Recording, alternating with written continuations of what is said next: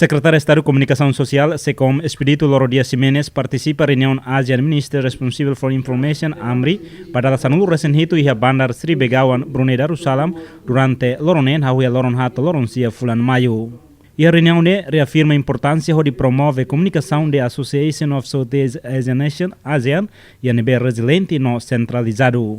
E encontro AMRI Badal Sanulu recente inicia a declaração Honaran, declaração Kuala Lumpur Conabá, utilização seguro da mídia social. E a declaração conjunta da mídia nebe fossai e a conferência Nia Rohan, ASEAN repete ninha compromisso coletivo a tuhabura ambiente digital e da nebe seguro, inclusivo no responsável e a região Tomac. A declaração conjunta AMRI apoia uma declaração Bandar Seri Begawan, onde reafirma compromisso se ministro Sira ASEAN nebe responsável da informação ba avanço estratégico Sira e a média no informação.